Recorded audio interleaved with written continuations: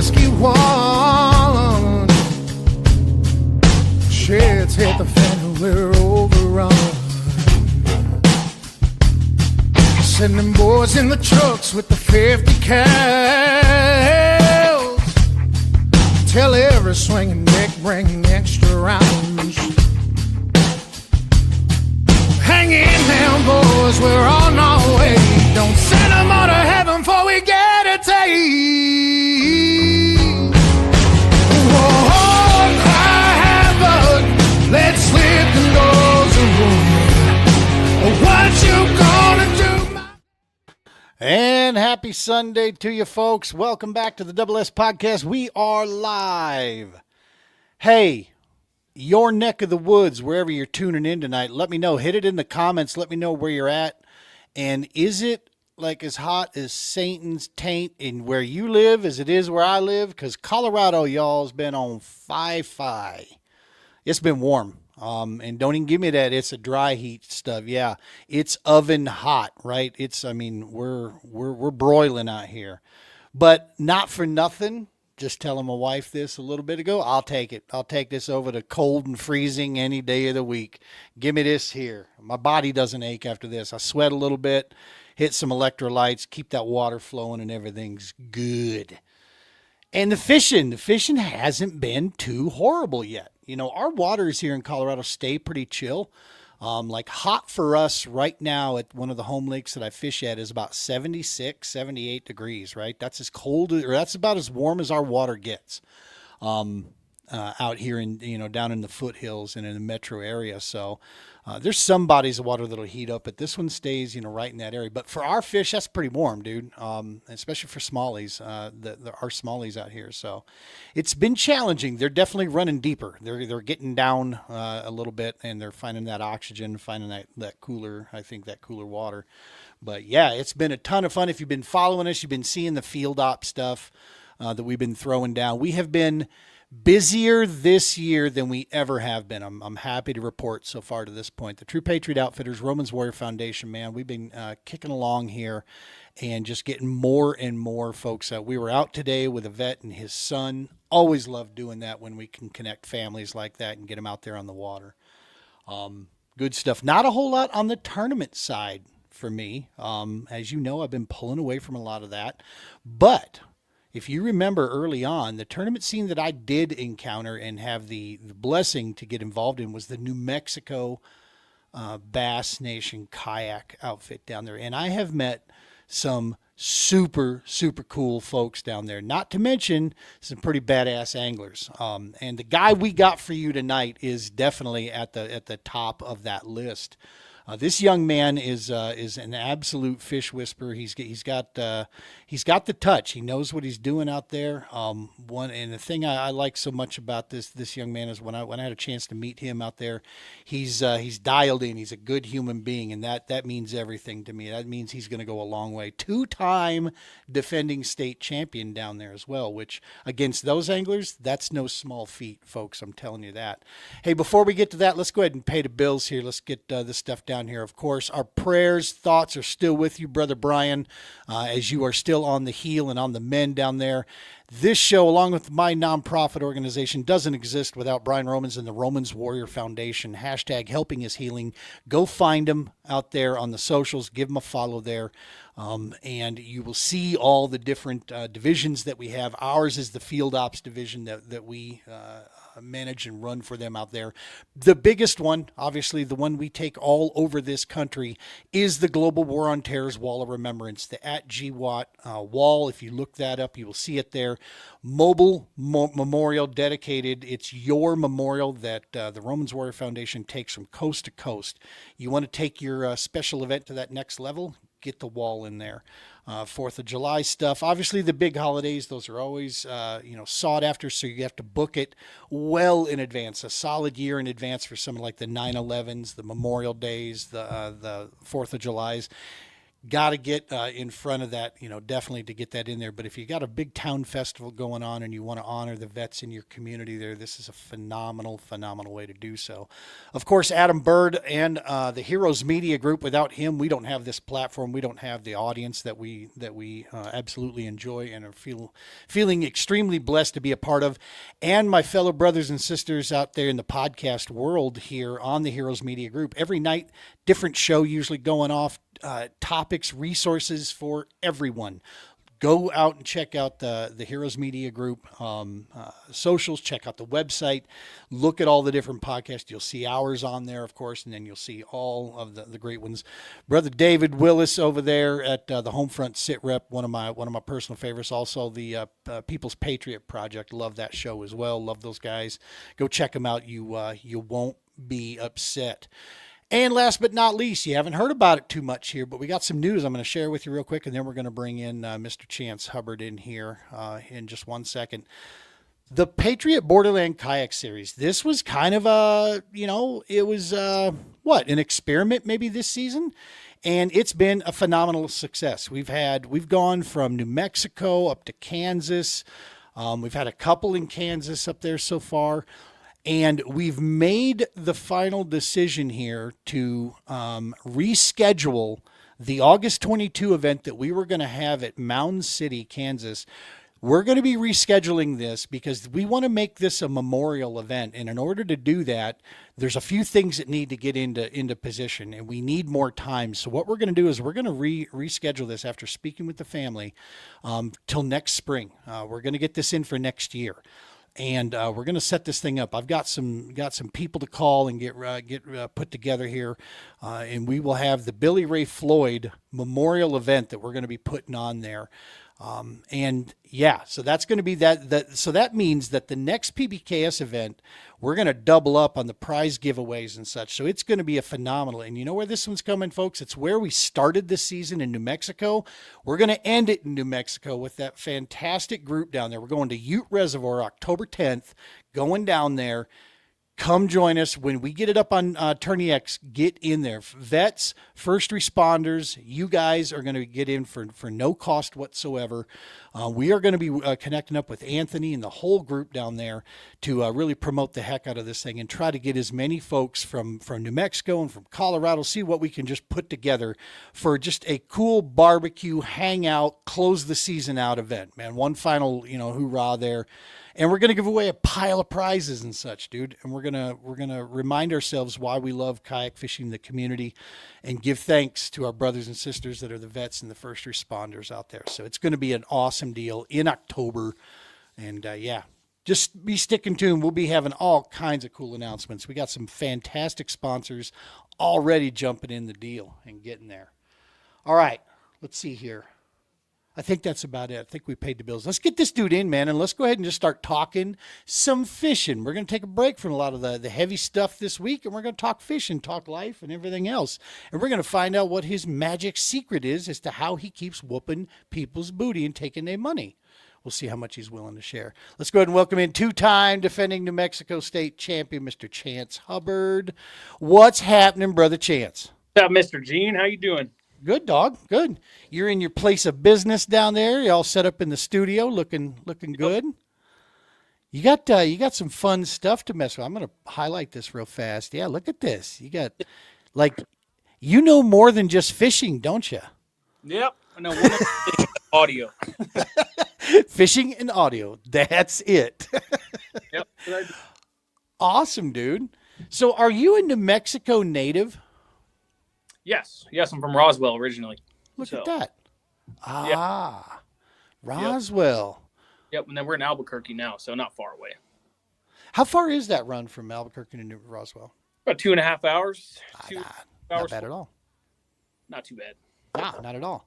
Dude, I made that trip down to Elephant Butte when I was running down there, and I got to say, that's an easy drive. It's I-25 and just go south and just keep following it. It's and you go right by Albuquerque, at least the turnoff to go to Albuquerque. Yep. You go right by it. So yeah, it's pretty. The thing I liked also about that I-25 South run down there to you is there's actually cars that are on the highway Unlike some of the other roads I take in New Mexico where I don't see another human being for like 2 hours. Yep. That's New Mexico. You got hundreds of miles in between towns. I was telling you guys this the last time when I was in Elephant Butte. One of the other things that you have to have other than just a decent kayak, if you're going to fish that circuit down there, you got to have a good gas gauge and damn good tires because dog, you're going to be in some remote areas down there. Yep. A lot of places don't have service. A lot of the lakes, you can't even get cell service. Yeah. When, at what stage? Because I mean, people think Colorado, they think New Mexico, they don't immediately go to bass fishing. When did you get the bug to go bass fishing, and how did you cut your teeth basically on those waters? So in Roswell, there's a little creek. It's like a little river. It's called the Berindo Creek. It runs right through Roswell. And I remember just taking a fishing pole out there being like, oh, we can go catch some fish over here. And sure enough, we started catching some bass on swim baits. Just like little 3-inch paddle tails, with the pre-rigged inline, Yeah. And man, we would do that like every day for probably like a week. And then I was like, man, this is too much fun. So I just jumped right in, man. I was watching YouTube videos every day, like how can I catch the biggest one in this little creek? It's just that's awesome. Yeah, and then so after that, I remember having like a little like $200 kayak and throwing it in some ponds and stuff. So you started in kayaks, right? That's where you got your start? Bank fishing. I was catfishing since I was a kid, but nothing like bass fishing. I think the technique of bass fishing was just like so much different, and it was so much more difficult. So I was like, man, I got to figure this out. I love that. Yeah, you wanted the challenge. Yeah. Good stuff. Different than just throwing a piece of cut carp on a hook. Carp, well, y'all bougie. We used to go grab chicken livers, dog. That's get the cheap chicken liver like $1.50, and you just get this styrofoam bowl of jank.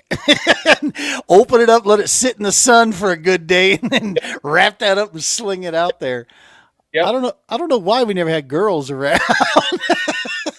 Crazy, huh? But yeah, I don't. That cut carp catches giants. I don't know what it is about it, but biggest fish we've ever caught, biggest cats we've ever caught, 30 to 40. Just all cut carp, big pieces of cut carp. And it was it. But we used to do that when I was a kid. And then we would noodle around. But then, man, I wasn't maybe 2-3 years ago when I actually started bass fishing for the first time. I was telling you about at the creek. That was maybe 3 years ago. Yeah. So not too long. That's wild. Well, you're obviously you've got a hankering for it. You know what the hell you're doing down there. And how much would you say because I mean, we fish a lot of highland reses, right? I mean, that's basically what you have. It's what we have here. Very little to no man or nature made stuff. It's all man made, dammed up, things. How much is the knowledge and history of that water down there? How important is that to you, do you think, in the success you've found? Not too much, honestly. You can go all over the lake, catch big fish, but it's just kind of what you're fishing, how deep you're fishing. That's what's more relative is what time of the year it is, what depth they're staying at, what cover they're pulling to. And I think that's kind of just the gist of it, because I can go all the way, by the dam, fish the same way I would up north and catch the same amount of fish, same size. But folks, did you my certain spots that I like that produce bigger fish, but. And for all you guys that are new to the game here, he said something that I've seen this plays anywhere in the country. And there's something that a lot of bass anglers have a hard time with, and that is depth, right? You're looking at a guy for the first 10 years of doing it. If I was more than a cast away from shore, I was like lost. I'm like, shit, I'd send out Coast Guard. I'm too far away from the shore, right? Because that's the funny thing is there'll always be a population of bass uptight. Okay. Yep. That's what keeps so many up beating the banks. But yeah, for size, there is a range that they pull out to, and you got to keep looking for that until you find that, the type of size. The other factor, would you agree on the fact that when it's rare that you find one big one in a pile of small ones, it's usually size, similar. That's the only way. But I mean, aside from that, it's just isolated cover, just Rocky Point, sand on both sides, there's probably bigger fish sitting on that, just because they tend to just dominate one, or like a really good looking tree that's in like 8 feet of water, just Yep. bite. That's what I'll target for the I bigger. love it. Love it. Hell yeah, dude. And that's, the 2 years. And you guys still do the state championship like we do up here in Colorado, where it's different from the Angler of the Year type thing. Yeah. How close have you come to getting the Angler of the Year set up with New Mexico? Not close enough. Gotcha. Tournaments, I can't make every one of them. So that's mainly why. Like the next Derby that's coming up, I'm gonna miss it. Which I'm second in ALY points over there. Shout out Casey, I think he's in first. But yeah, I'm gonna miss that one. So it's something I can't prioritize. I hear ya, dude. I mean, life gets in the way, right? You stay busy, you got family. Speaking of, are you married? You got kids? Yep. I got a 2-year-old daughter, 2.5-year-old daughter. So between that, running this place, getting this place going. It's crazy you got any time to go fishing. Oh, and it's tournaments only. I don't go any fun fishing anymore. I was going to say, what's the fishing scene like around Albuquerque? Are there city ponds? Are there little reservoirs around there? I mean, there's some city ponds, just insanely pressured, not very big. There's some little hidden gems that got some big bass in them. But yeah, closest thing to me is Elephant Butte, hour and 50 minutes away. So gotcha. And dude, I'll go there every day of the week. We were just talking about that off air too, brother. That place is down right now. They have been pulling it. Is that because of agriculture? Is that what they're doing? They're needing it elsewhere, and it's just not getting any rain around there. Yep, and they said because I think it's hitting about 1.5% capacity, so pretty much 99% empty. But yeah, I think they said they're going to close it down on the 28th. They're going to stop letting water, so it'll go down to another 6-7 feet predicted, and then hope for some rain, I guess. No kidding. Yeah, because I mean, at the start of the season, when we went to Conscious Res, it was like blowing its shores out. And I was talking to the Army Corps engineer ranger there, and I'm like, so talk to me, dude. We're already, bleeding down. It's April, whatever, we're already having problems up in Colorado. And he goes, yeah, no. I was like, where are you getting this water from? He goes, we've had record rainfall, man. He goes, no, it's just been, we were doing fine. Now, I don't know if that's been the same this whole season so far. I wonder if that's down too, but now. I don't think so. I think Elephant Butte is the only one taking a hit. I think it's just where the lake's positioned, like where it's at, and it's a reservoir, so it's kind of its job. Bro, that's such a shame too, because let's be honest here. I travel around, I see little communities everywhere. The Elephant Butte area is so dependent on that res. Oh, dude, it's the whole city income right there. And you could see the damage having low water was already causing to commerce and to the city, to the livelihoods of so many people in that area. And quite frankly, a lot of the, how do I keep this from getting political? A lot of the folks that are more concerned about, fluffy things out there, forget about the impact on people that this stuff has. Yeah, especially right. They're probably like, well, no one's coming into restaurants because there's nobody going to the lake. It hits everybody down there, and your just heart breaks when you see these little communities that you could tell, man, if this was, if there was water here and they had, the vibrant setup, this area would just blossom again. Neon lights back on, and Oh, it would thrive, dude. If they could fill that thing back up to, where it was in the 80s or whatever it was, like 90%. Oh, they were doing bass masters there, like, wow. Now you can't even put a boat in there. So yeah, no. And if you follow any of their stuff on there, you're seeing every other day there's somebody stuck on the beach somewhere because they got too damn close, with their truck and just whoop, soaked down in. 2.5 feet in 24 hours every day. For what is it now? I mean, just like probably 2-3 feet a day, just draining. But it's been going consistent for a month, which I mean, that's in my opinion, that's the best fishing lake we have. So, wow. Yeah. So I don't know, man. I mean, Conscious is probably a close second, but just the quality of fish that come out of Elephant Butte superior to the other lake. That's So, what I've heard. I mean, when we were down there that entire week, there was the report that had come through. There's a double digit bass sit in that water. oh, for I sure. mean, and that's New Mexico, folks. I mean, it's not Florida, it's not Texas, it's not California. Yep. That's New Mexico, and you got a lake down there that holds that, and this ecosystem is getting decimated right now. Yeah, I don't know what could be done. I wish there was something we could partake in and help try to, but it's all the water regulation, right? Yeah. You guys are a high basin lake source like we are, which means we are forced to push our water downstream to the low basin states, which just sucks. I don't think any other lake's really taken a hit like that. I think it's just the positioning of where Elephant Butte is. What's the main river? It's the San. Is that's not the San Juan, is it? Yeah, it's the Pecos. The Pecos River. That's right. That's right. Navajo is the San Juan. That's what runs through that up there. Yep. That was another pretty place. I gotta say, man, that was the New Mexico side of Navajo.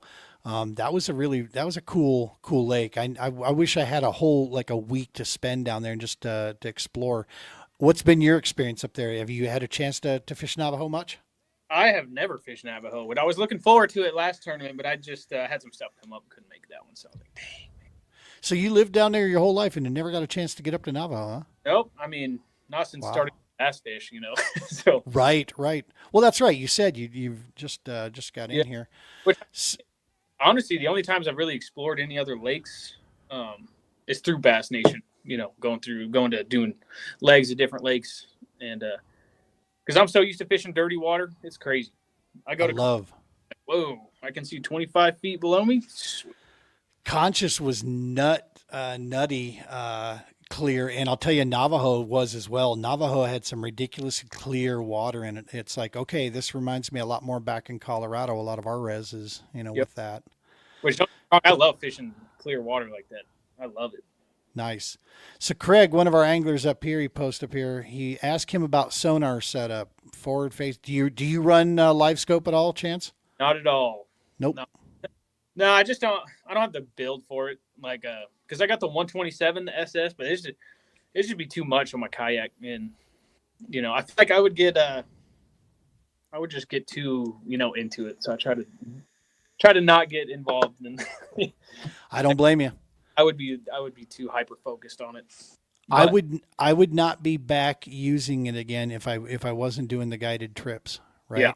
Yeah. I had it, got rid of it, I went back and forth, had this fight, and then talking to one of the anglers out here, he made a statement to me one time, Matt Collins, and he had just said, he goes, you think about it, you have limited time to get on fish, man, when you take people out, because we're not going for a full day, right? And he made a good point there, and so I went ahead and sucked it up and got it before last season started, and I really sat down on it this year and put my brain power to it, and now I think I understand it much cleaner. Yeah, but don't get me wrong, it's a great tool. Like if you go ahead, I would just, especially in tournament scenarios, I would just trust my mind more than I would me being able to locate fish and catch fish of good quality. Yeah. One of the things I do that, because I have to stay true to the nature of how I fish, I don't even turn the thing on until I get in an area that I want to look at something. I was actually out. We were at I think we were at Navajo, and we were fishing around. Corey and I, she was kind of giving me the lay of the land down there on my first day of fishing. And we were running around a little bit, and we're poking around doing some practice. And she's like, "What's the water temp?" And I'm like, "I don't even have my gear on. I don't know. I'm just I'm looking at stuff and I'm fishing things." And she started laughing. She goes, you got that stupid setup. You don't even have it on." I was like, "No, let me throw it in the water and I'll see what's going on with it." Because I run it for the sole purpose of, are there fish here? If no, I need to move until I get people on fish. Because if I fish with it, I fish slower, and honestly, because I stop at everything I see moving, going, I wonder what that is, and I look at too much shit as opposed to the important stuff, right? Yeah. So. That's kind of, I completely agree. I just trust myself to visually go fish, even if I'm fishing 30 feet off a drop off or something, Yep. Just because I just feel more confident that way at least. But you know, traditional sonar still that's the main thing you're running there. I run a 7-inch Garmin, the Ultra HD side scan, down scan, which I utilize those. Don't get me wrong, all the time. That's awesome. I don't, because it's just a tool at the end of the day. So finding those drop offs, finding rock piles with side scan, going down some pebble rock banks and seeing some fish up on there. Love it, dude. I use it all the time, but I just don't. I haven't committed myself to the forward facing sonar game. I don't yet. I don't think you need to. You're picking off the right ones. So you win this year's state championship, and this year was at Elephant Butte. Is that right? Yep, it was my home lake. Yep. So, and last year, where was it at? It was at Santa Rosa, which that was probably the worst day of fishing I've ever experienced. Where the hell's Santa Rosa?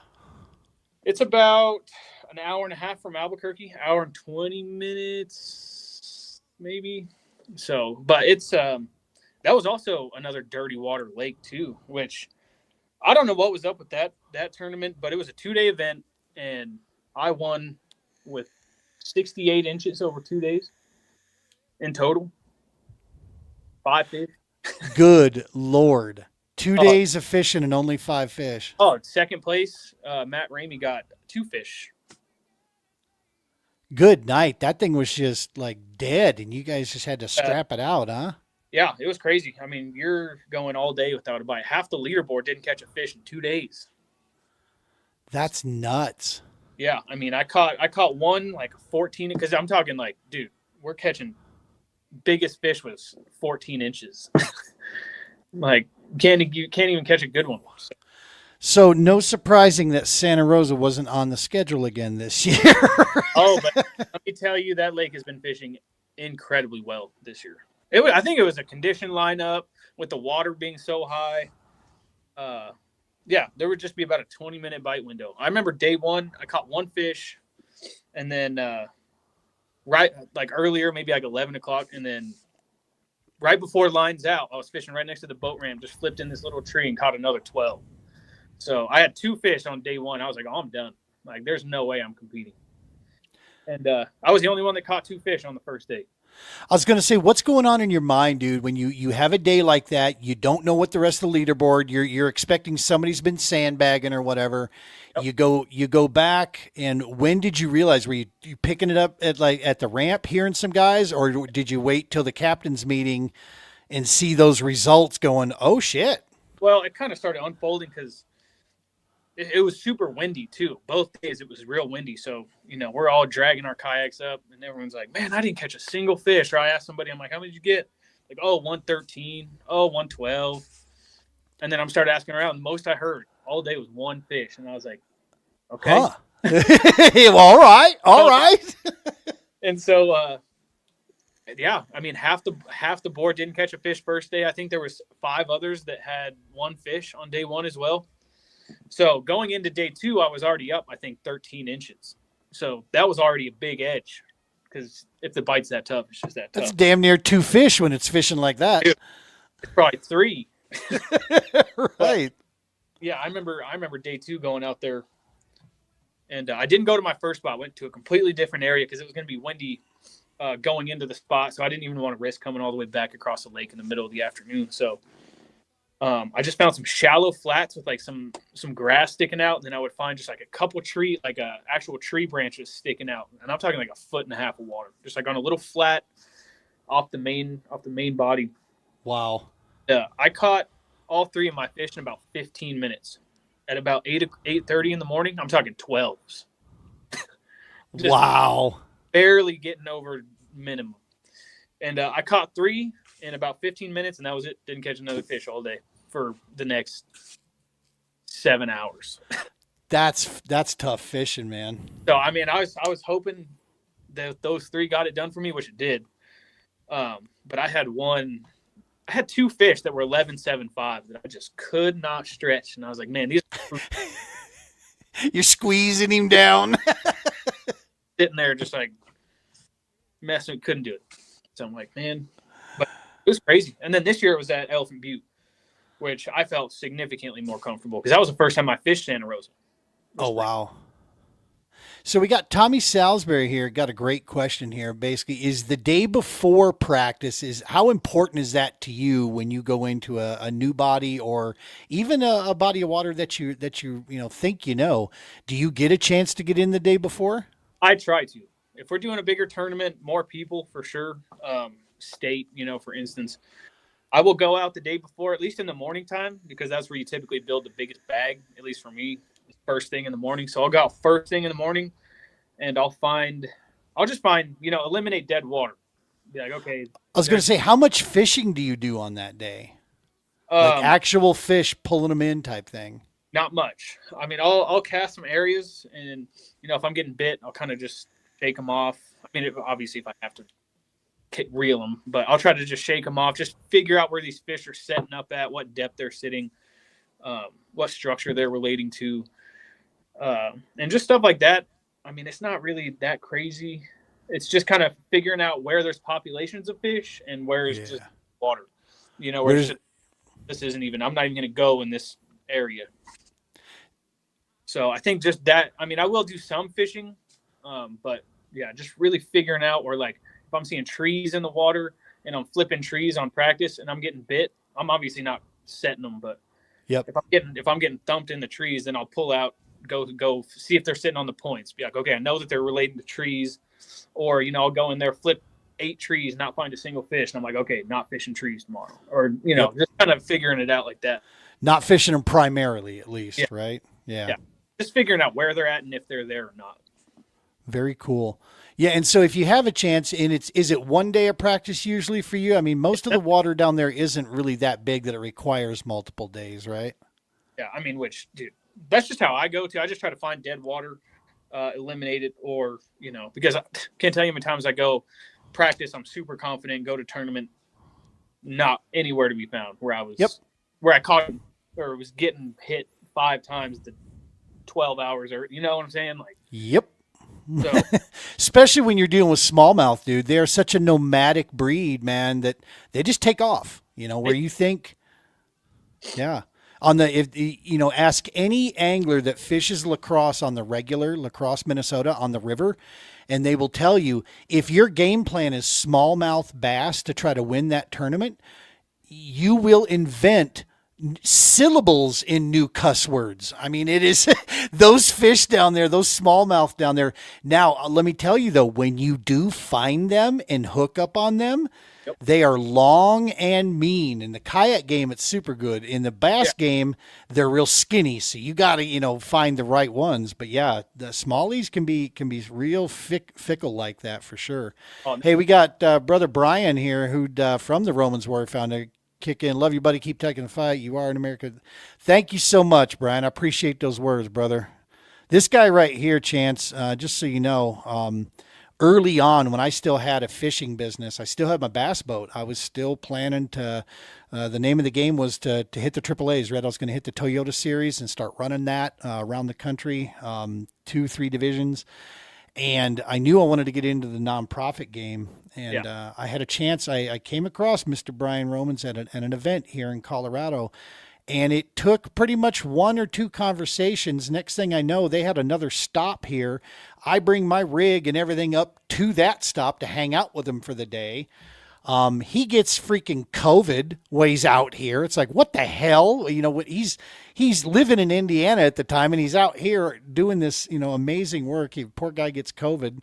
So we chat, and by the time he left, I had already kind of figured out that, I know what I need to be doing, and it's not what I thought I needed to be doing. So, yeah, I'm pretty sure we're related somewhere down the line there. I found a long-lost brother, and so, yeah. Always good to see him there. Mr. Gordon, appreciate you, man, tuning in. He was giving us a look for one of the things we said, probably the Elephant Butte stuff.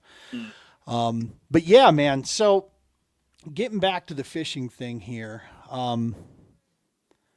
you've barely, you haven't been doing a ton of this. What is probably for you been, first off, based on, so you put these techniques and such to work in the waters down there. You see people online. I always found that it seems like most of the stuff that's being talked about in the magazines and the stuff that goes online is either like a season ahead of us or it's a season behind us or whatever. It's like, yeah, I'll get to that eventually. I'm still in spawn and you guys are talking about dog days of summer shit. Yeah. What's been the least helpful stuff that that you've picked up that just quite frankly you don't use that often here? What do you think that might be for you? I know I'm putting you on the spot, but just stuff that hasn't really applied so well. Worm fishing. I mean, dude. Usually Senkos or like just dragging Texas rigs around, dude. I don't know, because the fisheries, it's either like 1 year they're on it, 1 year they're not. That's a tough thing to do in these Highland reses, man. It just isn't consistent. Yeah, but now the finesse worms, like one thing I picked up that I've caught so many more fish this year is a Nico rig. Yep. Take one of those, give you some juice here. Some of those Magnum hit worms from Berkeley. Oh yeah, the Max Sense. And dude, Nico rig those. If I'm having a tough day on the water on a tournament, I'll go find me a marina, that Nico rig, and fill up. Right now, my brother from another mother, my very good buddy, Mr. Marty Hughes, is grinning from ear to ear hearing that. Mm-hmm. He has taken that Nico rig to new levels, man. I mean, that's he can catch fish in a bathtub with a Nico rig. And so, yeah, I'm sure he's loving to hear that. Yeah, that's been one bait that I've thrown more than I ever have in my whole life this year. That and dragging a jig in 25 feet of water. I've smoked them on that. You still, yeah. And see, this is what I tell people. They look at my jig collection and they're like, man, you have a lot of jigs for being in Colorado. I'm like, it is the most versatile bait. I don't get the results out here that I would like to get on them. And it's probably my fault, right? I probably break from it. Now that I've accepted the world of finesse as a tool in my arsenal, I've worked my way to drop shotting and Ned rig and such. Ned rig is probably my go-to. I do almost some shaky head stuff with it though, a lot. I change up the head I use a lot. I change up how I present it. It just depends on what I'm doing. And it helps my brain because I don't know about you, dog, but I cannot fish slow. I just can't do it. I don't have the patience for it. I hear guys talk about it. You got to kill it and let it sit there. And I'm like, I fucking can't. You best believe I'm sitting on my kayak like this. Dude, waiting for that. That's, dude.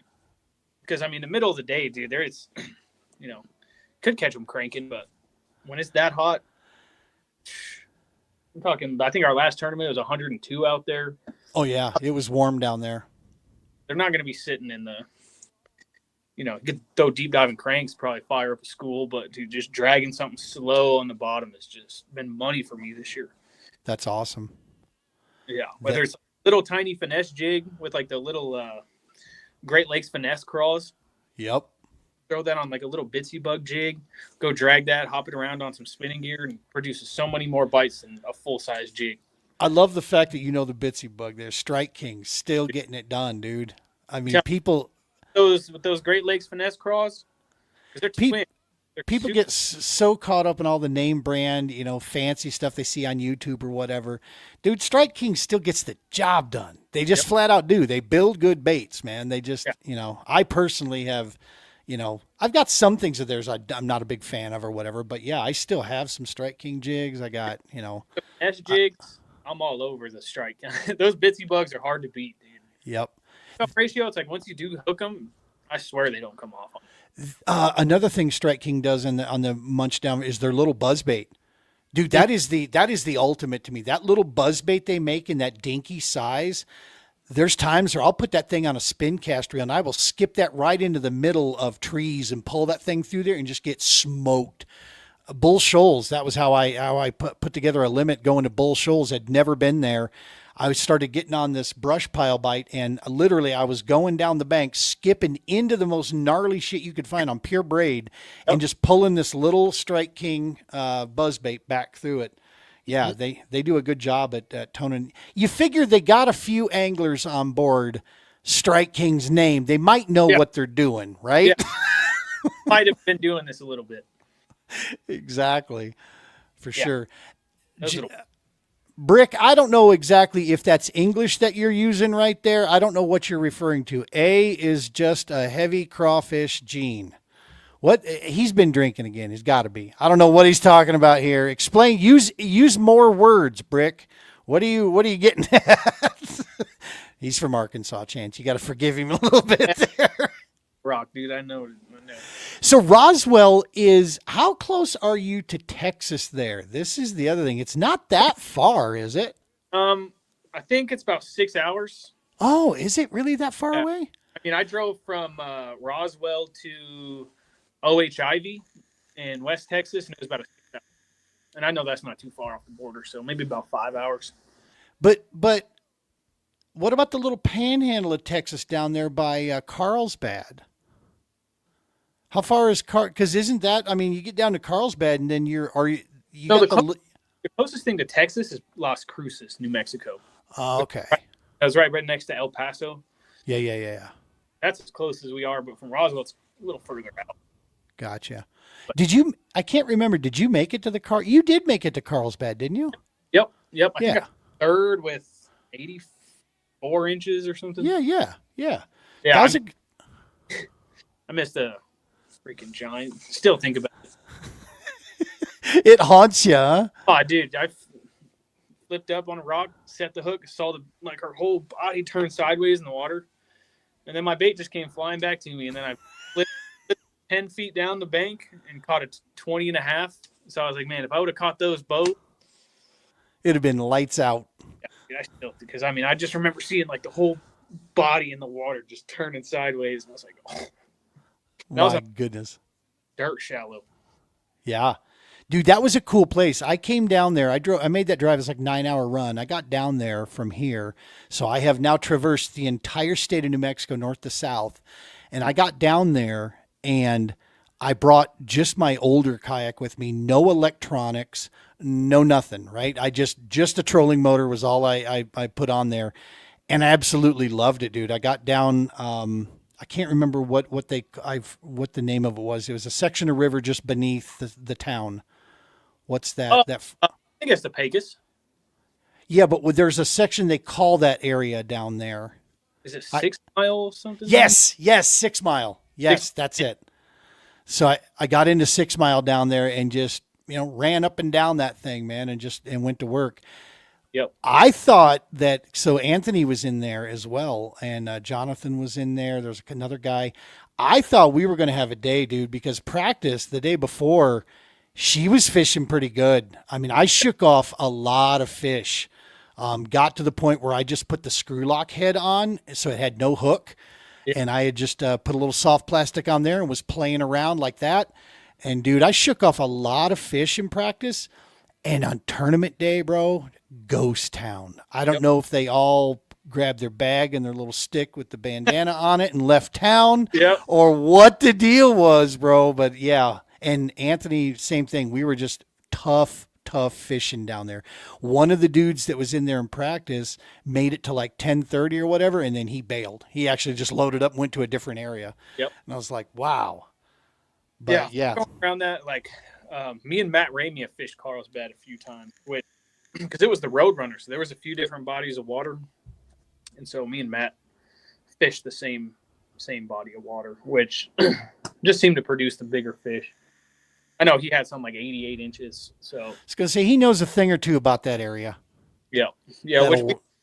So there's like two key areas in the body of water that we went to. There's two really key areas. And so he calls me. I'm already at one of them. He calls me. He's like, "Which spot are you at so I can go to the other one?" So, and then we ended up just like flip flopping. But yeah, he ended up so cool.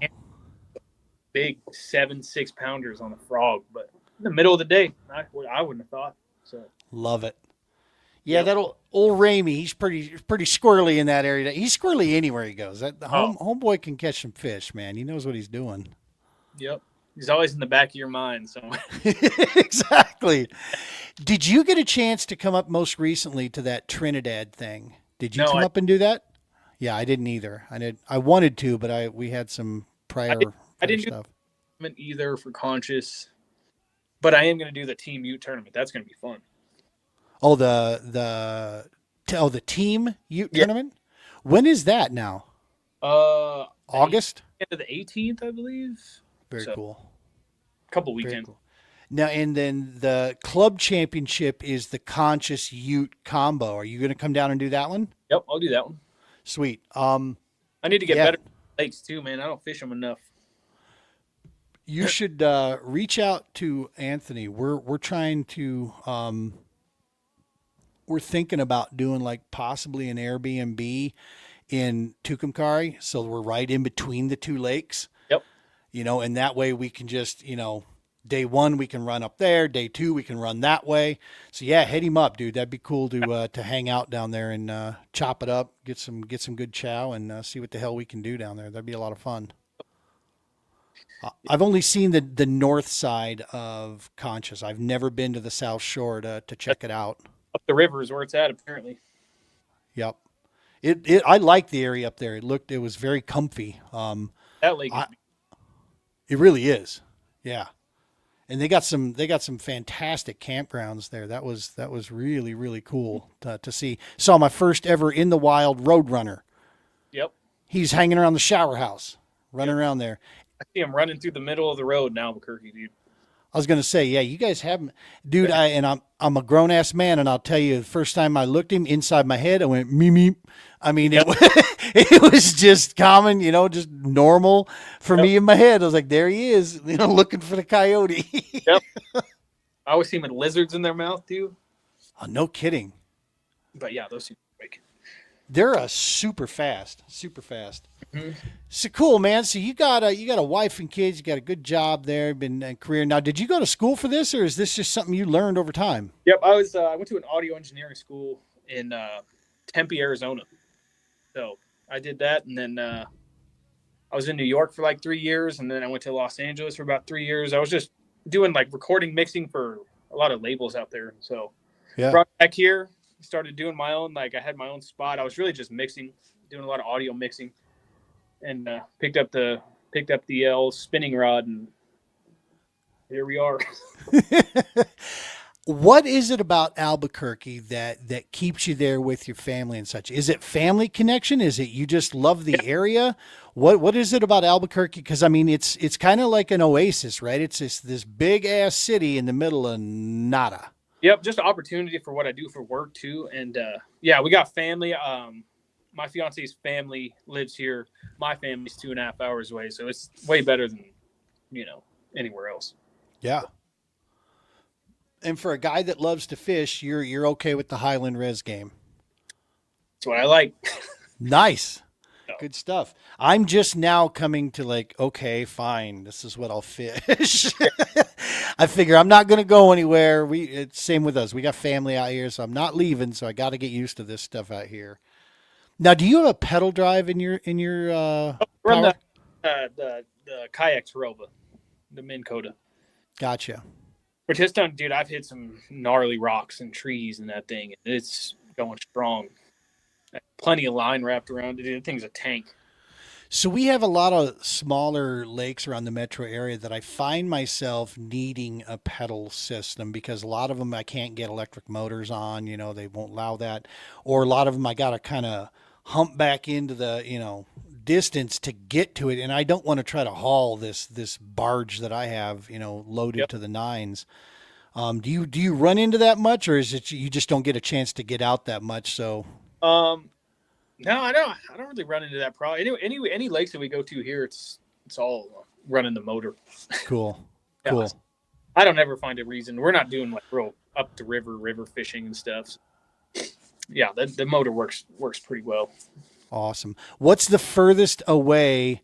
So you went to the national championship last, would have been what, in March, was it? Yep. Where was that again? That was at Chickamauga and Nickajack Lake. How'd that go, dude? Talk to me about that. How'd that go? That is not a Highland Res, Chance. No, that is a river system this is all river systems get, dude. But it was good. I mean, I ended up, I think, like 40th out of like 160 something. So I didn't do bad. But I was figuring them out all because I did like 4 days of practice. So we were out there just fishing around, and I was hooking into like a 6-pounder every day. It's like, okay, this will work.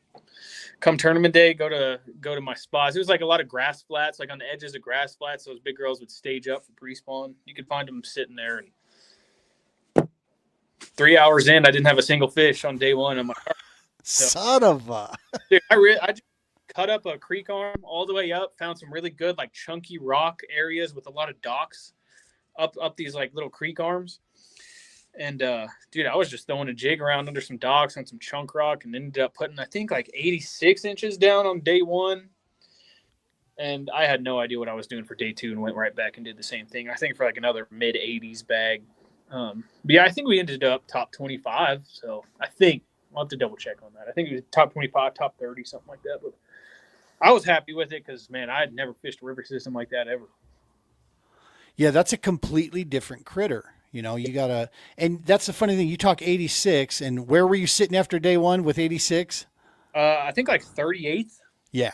You know, and it's like 86 out here, and it's like you're walking away with, I mean, you could damn near barely show up for day two. A bunch of just 17s and a couple 16s, and man, these guys top 5 all had over 100 inches. Yeah. Which I think the guy that got first, he was like below the dam of Nickajack, sitting on some some river fisherman would only know. You know. Well, and I think he was from Florida, so chances are he's probably been up in that area before, and got a little bit of history there for sure. Yeah, that's the hard thing for us out west, right? I mean, is that when they hold these things like this year's Natty in October, are you gonna get a chance to get to that one? I don't even want to drive that far, dude. Yeah. I 5 hours to Chickamauga, and I'm not driving 30. Yeah. There's a lot, and like you got to think about. That's a lot of time away from family, time away from work, time away from just. Yeah. Let me tell you, take it from an old guy. You're making the right call. You're making the right decision, because as much as we love this sport / hobby, unfortunately, no matter what we do, it will not be life-changing. Will it give us cool memories? Yes, but are there other ways to do it that are less expensive and less taxing on you?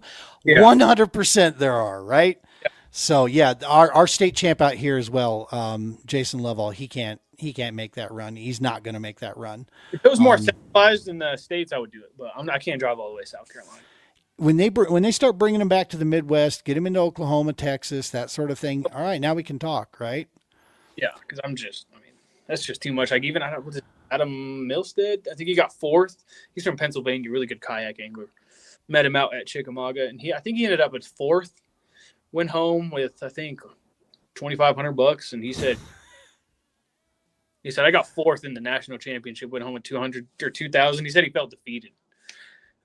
In other words, he was like, "Yeah, I'm just, it wasn't worth it for me, for PTO and time away from the family, for you to do that well and not get that much in return." That's the real story here, that you try to tell. I don't want to blast anybody's dream, right? But I don't want to be the guy throwing salt on your steak right now. But unfortunately, the reality is what it is, and take it from people that have been doing this shit for a long time. Dude, I went and faced off against 300 other anglers in my bass boat at Old Hickory in Tennessee for the ABA National Championship. I won my way into that thing, coming out of Minnesota, going against some just gnarly hooks down there, and got a chance to get down there. And it was a cool experience, but I'll tell you this. The amount of money that I spent going down there, staying for as long as I stayed, dealing with all the co-anglers that I had to deal with, 3 days of fishing at this massive, deal, 3 days of competition. It was hands down the biggest event I've ever been in. And I can sit there and tell you stories about, where, like one of these, just fun fishing trips that I have just as many good memories, or stories of me going to Missouri and spending a quarter of the expense, right, to go there and fish some beautiful. I love the Ozarks personally. They always kick my ass, but I love it out there. But yeah, so it's like I realized at that point that yeah, this is cool, but man, there's a price tag that comes with this. It really is. Which, don't get me wrong, like the whole experience of that, kayak national championship was unbelievable. But it's just expensive, dude. Like, yeah, it is, especially if you're going alone. So, see, and that's the worst thing to do. The best way you can do that kind of stuff is when you hook up with multiple people. Yeah. Then you can split 2 and 3 ways. Like I got a real good buddy, part of the TPO, Stony Floyd. You probably have heard his name. He's Stoney's no stranger to the kayak game. He travels with a buddy, and they split gas, they split hotel, and so that it makes it easier to travel the national scene when you're doing that. Yeah, which I was the only one that qualified for last year, so I was on my own up there. Yep. But I mean, just like you got to think, 25 hours of gas one way. Got to talk about Airbnbs, food, fishing gear. You're thousands in. Easy. Thousands. Yeah. And for the odds that you even have fourth, but it's still down a lot, even though you got top 5.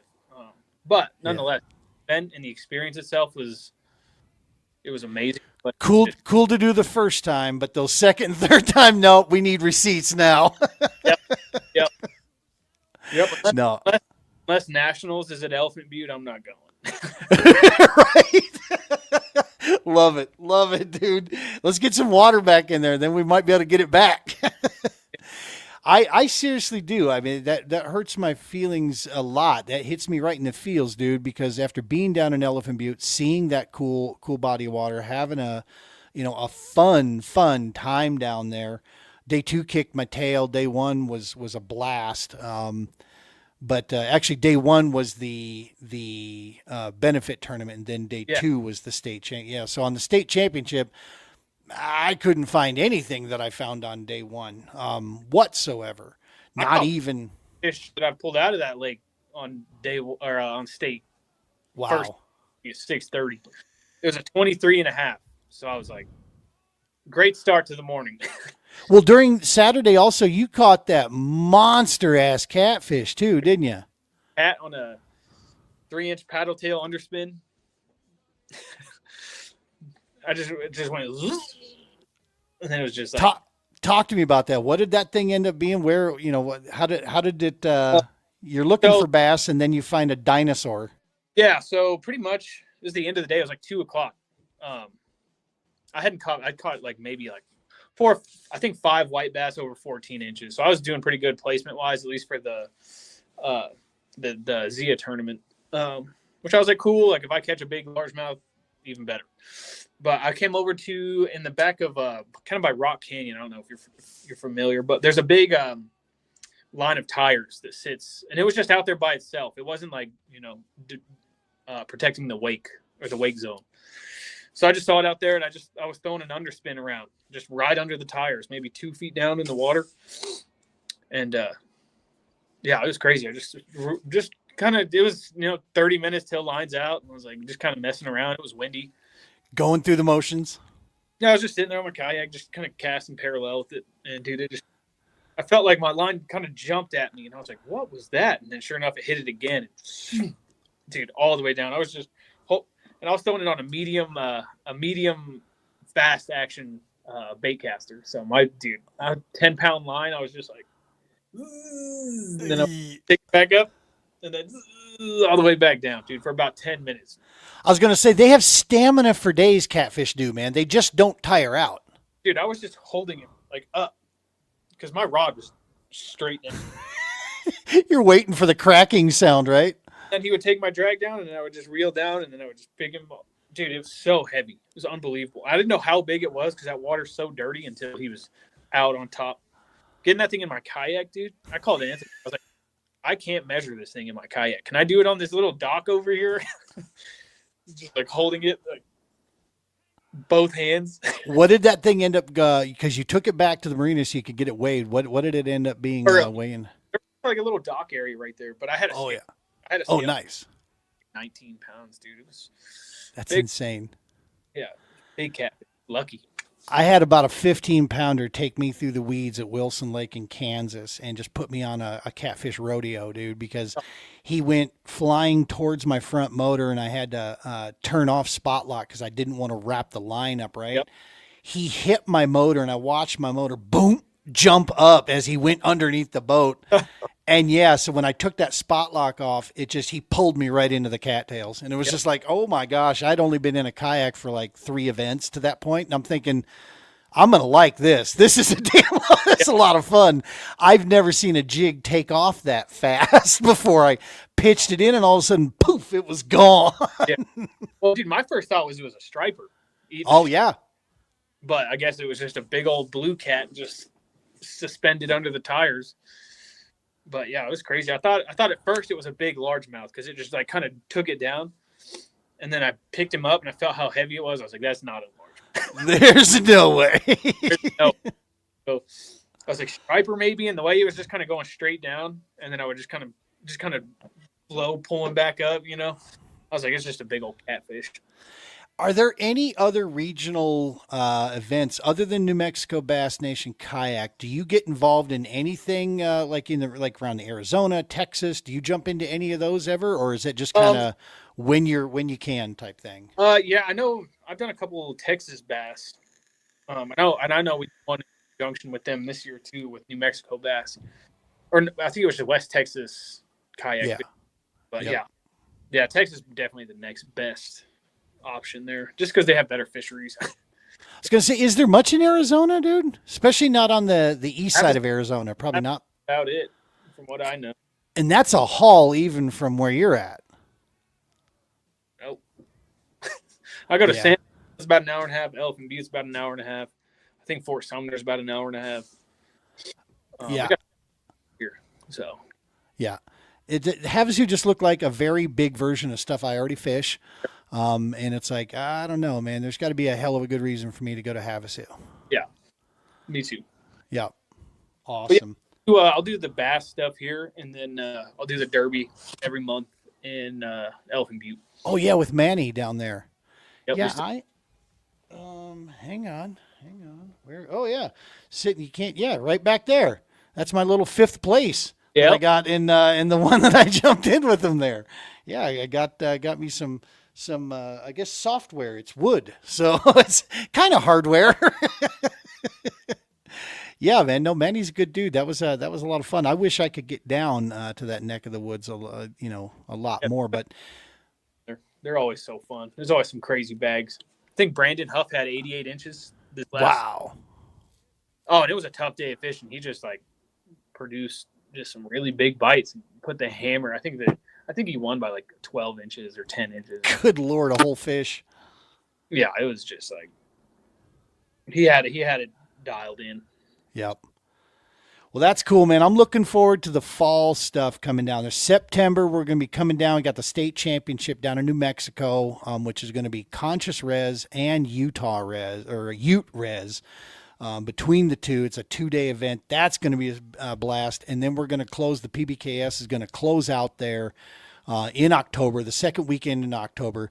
Dude, if you can, need to get you out to this.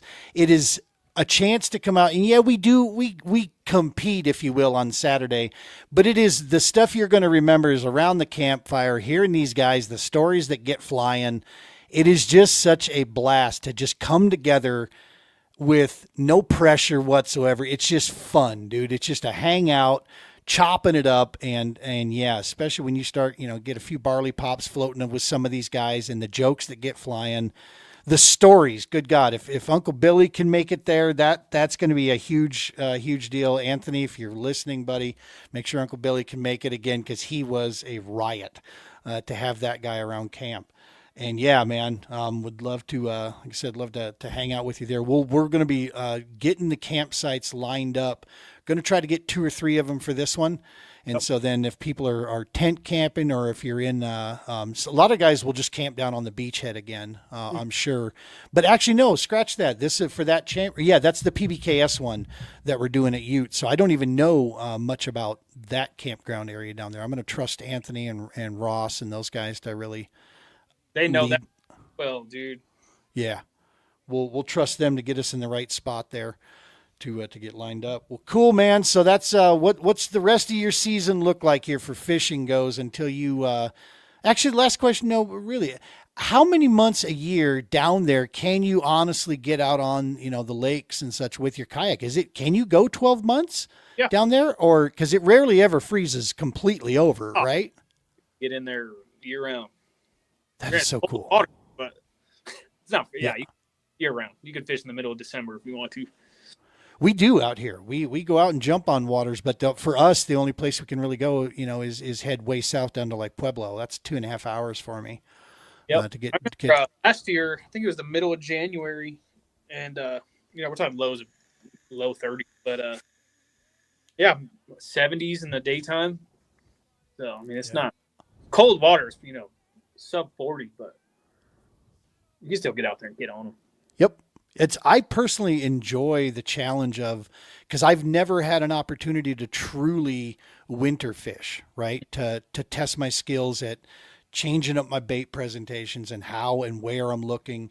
I want more of a chance to get out and truly winter fish. The thing that I'm a big puss about these days is I just don't like being cold. Yeah. So I have a great ice suit that I wear. As long as I can keep my feet warm. Yep. That's all I care about. Keep my feet warm. The rest of it I can warm up. Yep. And I don't know, man. Winter fishing is tough. I went a couple of times this last year, and I was like, ducking fishing all day, catch one, maybe. Right. Yeah. Dead sticking jig for 10 seconds at a time. I'm hoping. I'm actually thinking about getting into build my own jigs and such, so I can start pouring, different jig heads like Ned heads and things that I want to pour.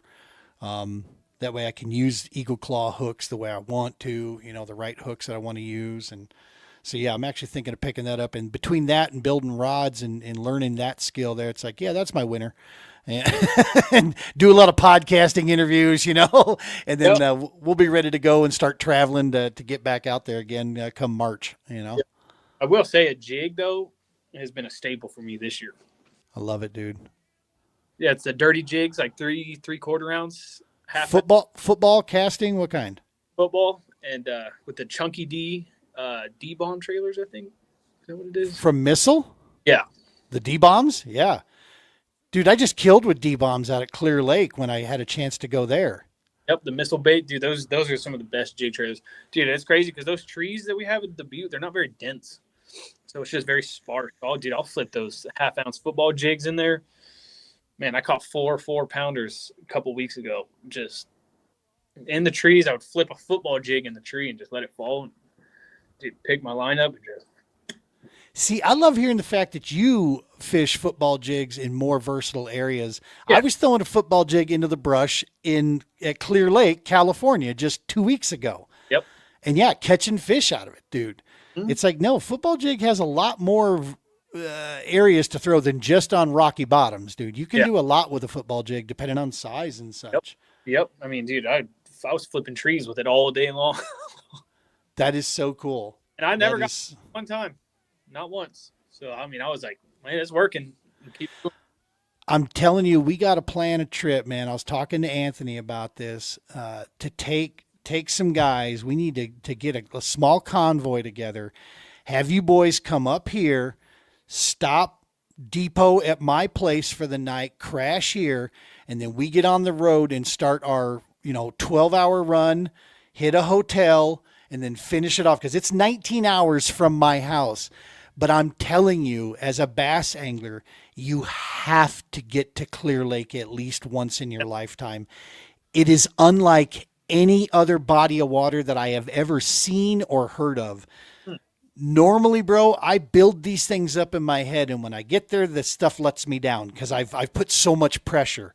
Yeah. I didn't even come close to what this place, especially the reason I say you guys is because New Mexico anglers and Colorado anglers can appreciate the bluffy desert surroundings. You get that at Clear Lake, but then you turn your head to the other side and there are just mats of weeds and vegetation and then brush. And even the 15-inch bass that come out of that water, bro, they're wearing a flannel shirt with shoulders and a beard. These things are so strong. It is insane, the bite that comes out of there. Homeboy, Ever. what's that? I say you can pretty much fish whatever style you want. 100% Clear Lake, depending on where you want to go, and you can fish that type, right? You can fish whatever you want. So I'm hearing here that my homeboy Jay says he just got off Stanley. He got his 19 and his 18. Jay, you're going to get your master angler, buddy. There you go. You know what sucks is that I was on a field op this morning at Stanley Lake, and we had stingy fishing. We only had, 2 or 3 fish between 3 guys. It was tough going. So that is awesome to see. I guess the evening bite was on there. Good to see, Brother Jay. Yeah, get that in there because Joe and I already got our master angler. So, we've been giving him a lot of shit. We got our patch. Where's yours, man? Yep. So does New Mexico do that? Do they do like a master angler thing down there? Not that I am aware of. I was going to say, I've never heard of it until I got to Colorado. It's kind of goofy. Yeah. I don't think I've ever seen it. I mean, it's right here. Not that I let it get too far from the camera or anything. No, your first one that you send in for the year, you'll get a patch, Colorado Master Angler, and then they send you a certificate that tells you, you show them the picture and such. It tells you what lake, your name, that whole thing. Now, if you submit because you have to reach a certain size fish per species. You don't get any more patches, but you'll get certs based on the other fish that you catch. Maybe they do have this in New Mexico, actually. I know they were doing one for like if you catch every species in the lake. Oh, wow. Photo or something, you get something, maybe a patch or something like that. I know they did something similar. Nice. So Jay's saying that, the storm's out there. Look at you, man. I didn't even know you were going today, buddy. It's good to see. By the way, congratulations, Brother Jay. They are expecting, and Jay's going to be adding another girl to his batch. So he is going to have now 4 girls and his wife. And this man is, so next year he won't see his kayak because the little one's coming in February. But the years after, he's going to need this kayak so bad. It's going to be a necessity.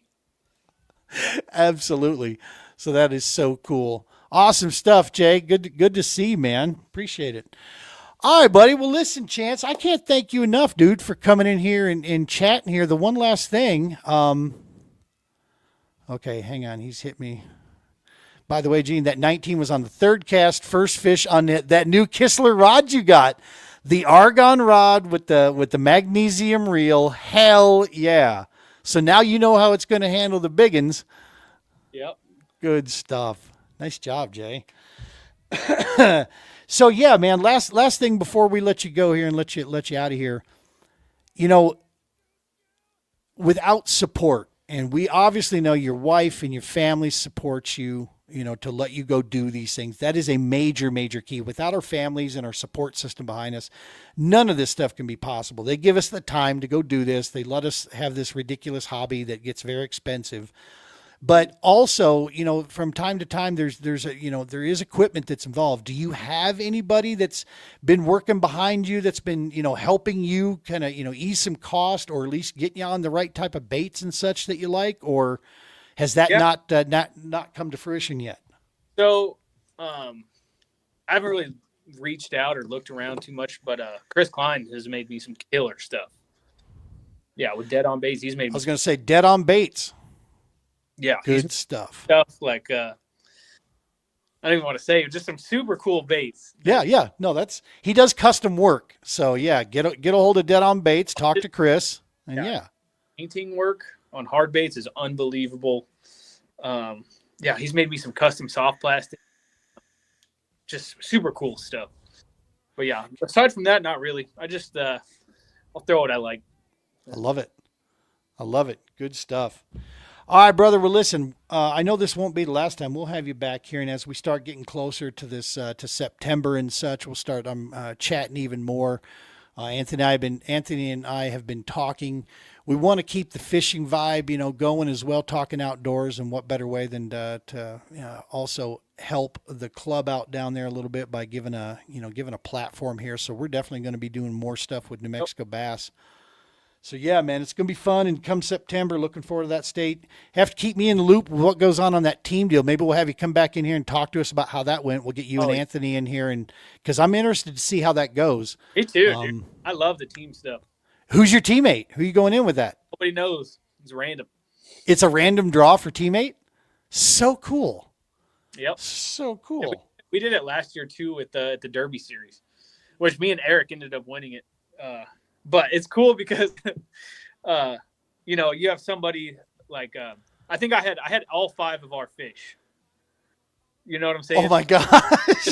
Even if one person has a real good day, you could still pull it off. But when you have 2 people going against, like someone who's kind of carrying, it gets, it's like, you're like hoping your teammate can catch them, or, it's just like, hey, help me cull this, 14 or yeah, versa.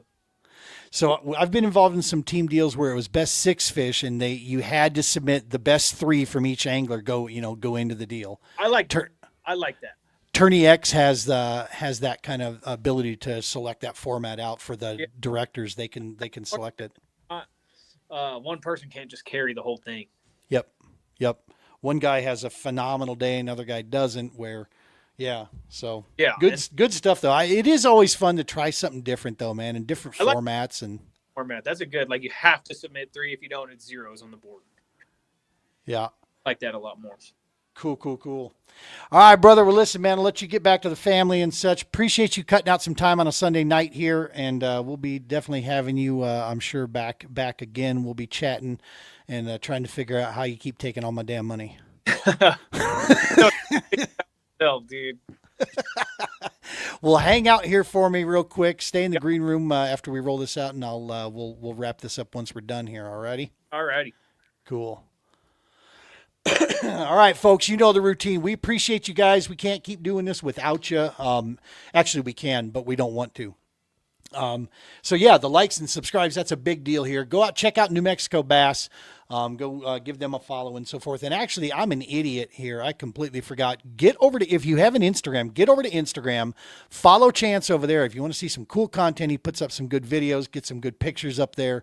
It's at Chance Hubbard Fishing on Instagram. You can follow him there and keep up with all the cool stuff that he's got brewing in there. And so next week, I want to let you know that there's a 95% chance there won't be a show next week unless I can get something recorded between now and then. I've got some family business that I have to take care of. It's going to put me on the road traveling. And therefore, the Double S probably won't be going off next Sunday unless we get a quick interview in early this week here that we can just schedule to record there. Appreciate your understanding on that as we take care of some things that we need to take care of. And we'll be back the following week. For sure, we'll be back at it and keep things rolling. Hey, get outdoors, right?